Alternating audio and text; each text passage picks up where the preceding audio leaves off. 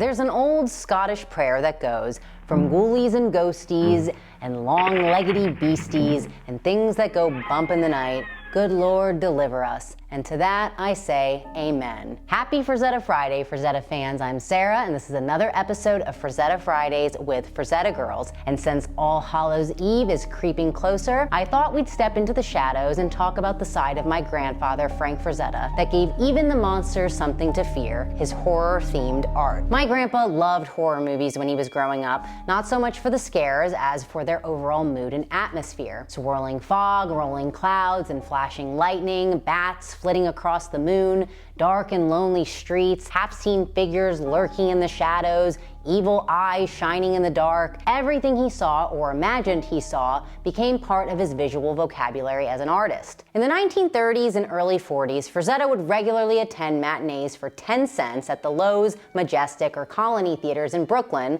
but would often find himself on Saturday afternoons at the Garden Theater, which specialized in showing many B-grade horror movies and adventure serials and was affectionately known by the neighborhood kids as the Dump. Boris Karloff's Frankenstein, Bela Lugosi's Dracula, Cat People, and naturally King Kong were all among his childhood favorites that fueled his creativity. As a young adult, Frazetta continued to attend movies frequently and was greatly impressed by Robert Mitchum as the serial killer in The Night of the Hunter. Poor, silly, disgusting little wretch. With the giant winged demon Chernabog in Fantasia, and by Christopher Lee's sinister performance in Hammer's films The Horror of Dracula. I'm sure that all of the busty women in the nightgowns Dracula turned into his bride made a big impression on my grandpa as well. With all of the exciting influences, it's hardly a surprise that Frazetta's interest in horror in one form or another was reflected in his art almost from the beginning. As a teenager, he drew several pages of a comic that was heavily inspired by Cat People, and of course, his first professional comic story, Snowman, featured the villain Fang,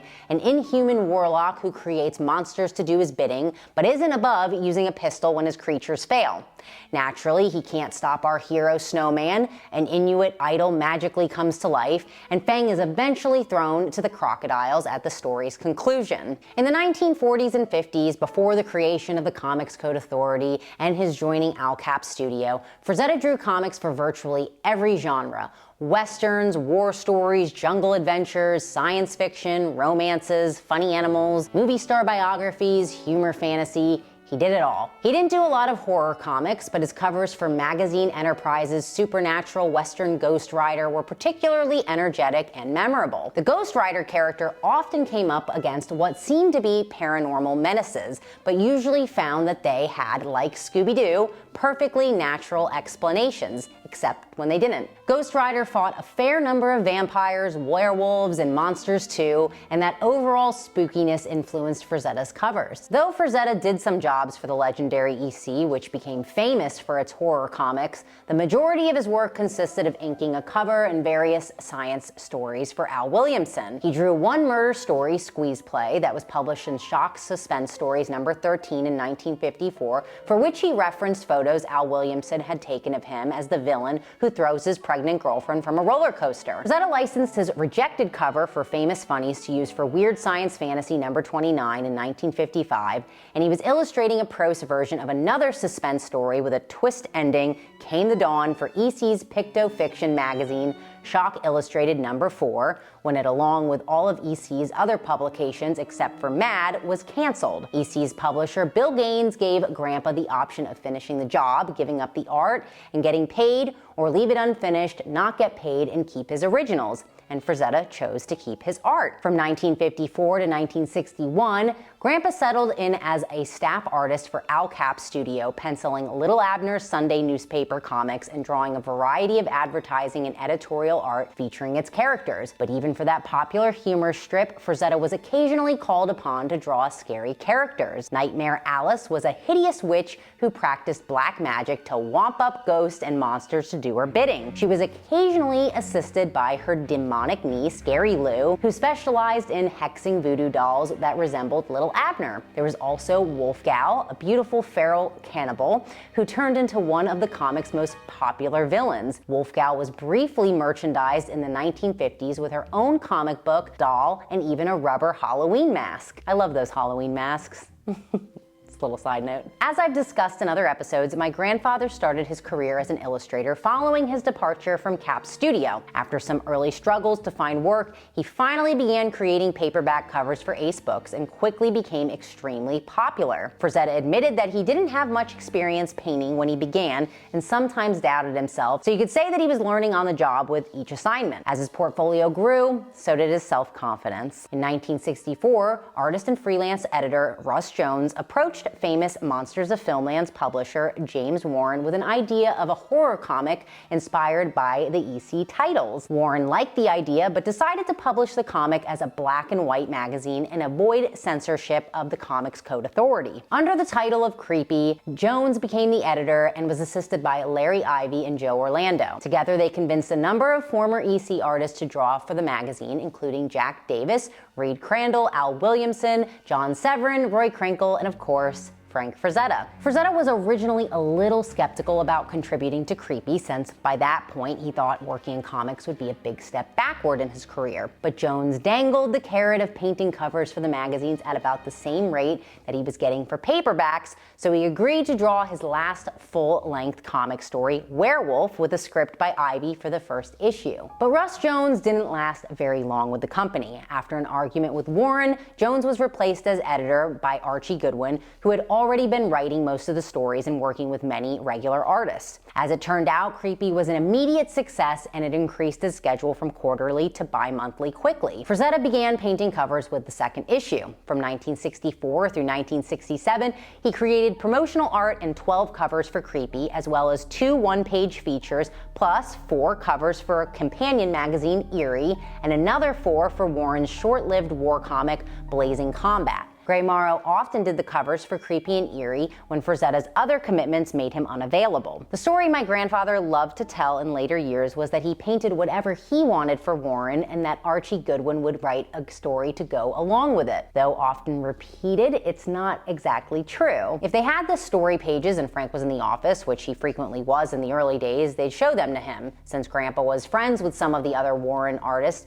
he sometimes saw the art for the feature stories they were working on in advance. But just as often, Jim or Archie would give him a very basic idea to work with, like a hunter encountering panther people, a vampire fighting a werewolf, sea monsters being summoned by a witch, and so forth. Shortly before he died from cancer in 1998, Archie said that his stories came first and that Frazetta always worked right up to the deadline. He said he never would have had the time to write a story inspired by Grandpa's painting, assign an artist, and get magazine to press on time. Some might remember that Frazetta asked Roy Krinkle to do roughs for the covers he had been assigned for Creepy number 6 and number 7 when he was busy with some other jobs and Roy needed the money. And others may recall Frank's desperation to find some canvas board to paint the cover for Creepy number 15, illustrating Neil Adams' feature The Terror Beyond Time, the night before the deadline. Known today under the title of Neanderthals, the story of its creation overnight had variations depending on who told it and when. Since I'm the one telling it, the story that I know is that Grandpa was desperate for a canvas board and he didn't have one,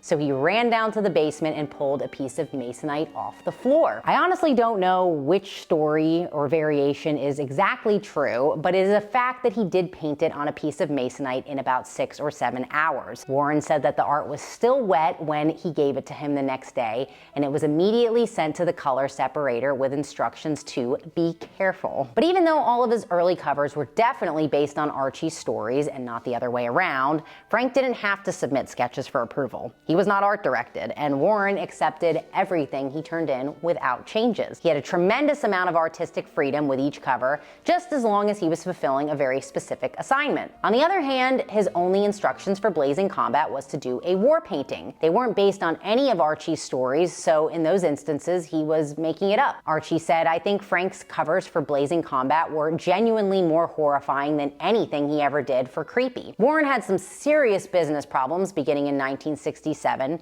and Goodwin, Frazetta, and virtually all of the artists left for greener pastures. Later, after Warren's business had fully recovered, Grandpa would sell him rights to publish a painting he'd do in his spare time, and Jim often would commission a story to go along with it. I think Eerie number 23 and Creepy number 27 fall into that category. In 1970, award-winning author Harlan Ellison offered to write a story for Warren based on an unpublished Frazetta painting. Jim eagerly called Frazetta, who agreed to sell him publication rights to a piece titled Night Stalker. Harlan quickly wrote a classic story, Rock God, that was illustrated by Neil Adams for Creepy number 32. And all of the stories in Eerie number 81 in 1977 were based on Frazetta's Queen Kong that he had originally done for a project being put together by his friend Wally Wood. But I think only 2 of his 5 covers for Vampirella actually went along with the story in the magazine. It's very likely that those later experiences, combined with his multiple health problems, affected and jumbled Grandpa's memory about the circumstances surrounding his early Warren covers. Though he was prone to hyperbole as he aged, I don't believe he was deliberately making these things up. Memory is very fragile, and I think he honestly misremembered his history with the passage of time. It happens to all of us. Naturally, Warren wasn't the only client my grandfather created spooky art for. He painted 5 covers for Ballantine Books' paperback collections of EC comic stories, including The Tales from the Crypt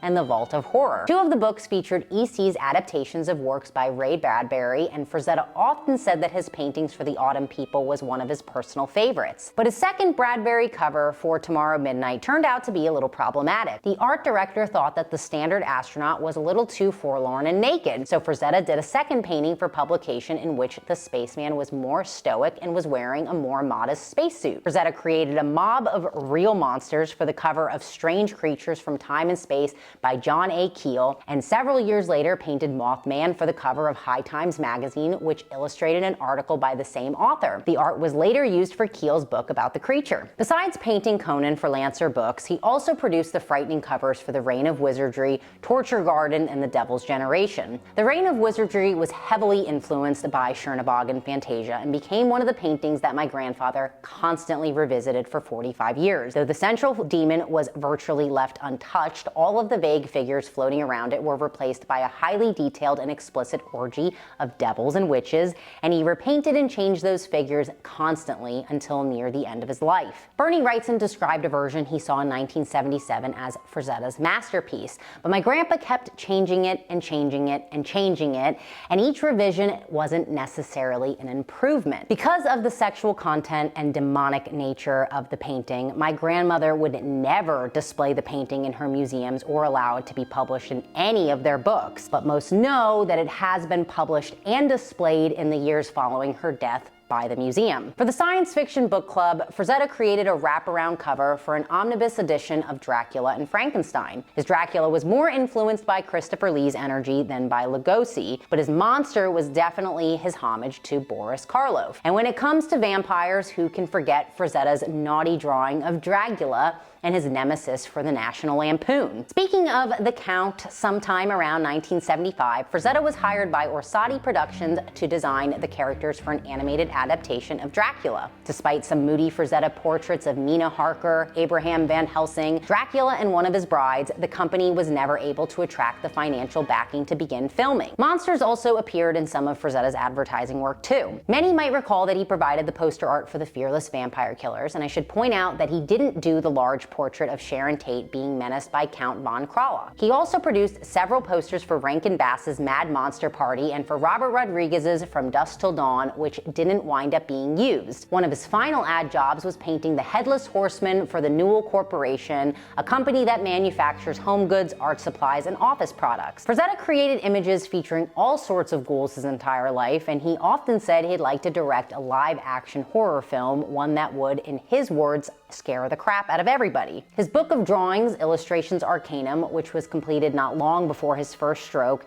is jammed full of demons, werewolves, and trolls. In looking over his body of work, I think his interest in the macabre is obvious in many of his book covers, including his fantasy art. Shadowy creatures and skeletal warriors frequently surrounded the heroes as they battle horrific behemoths, and really, can you imagine anything more terrifying than realizing that the death dealer's glowing red eyes are looking straight at you? And my grandmother, well, there were several pieces Grandpa did that actually scared her. Like the original version of the painting he eventually changed at her request before he licensed it as the cover for Creepy number 27. But she loved everything anything he did, even if they gave her a shiver. My grandma would sometimes say that she was very sensitive, even a bit clairvoyant. She saw ghosts and spirits throughout her entire life. After they moved to Pennsylvania, my grandma said she encountered various apparitions in the house and on the property, including one enormous shadow figure who would pull her off the couch when she was napping. And though that story is terrifying, the one that is burned into my mind is the one when my grandma first moved into their house.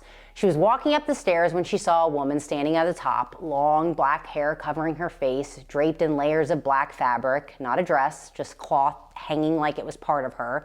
My grandma blinked, hoping it was her imagination, but when she opened her eyes, the woman was still there. My grandpa, of course, would scoff in disbelief and say that he never experienced anything paranormal, but I do believe my grandma. I really do, because I've had things happen on that property that I'll never forget. Regardless of the ghosts that my grandma and I saw and the ghosts that my grandpa didn't see, Halloween was my grandma's favorite holiday. Every season, she was one of the first customers in my uncle's store and happily picked out new decorations for her house and for the annual Halloween party that she had for her grandchildren. She was a meticulous, bordering an obsessive housekeeper, but each October, she encouraged us grandkids to have fun, make a mess, and go wild. Of course, cleanup came very soon after. Thank you for joining me on another episode of Frazetta Fridays. If you enjoyed this little stroll through Frazetta's haunted imagination, please like, subscribe, and summon another fan into our dark little corner of YouTube. Before I go, on behalf of Ellie and Frank, I'll leave you with one last thing. Happy Halloween.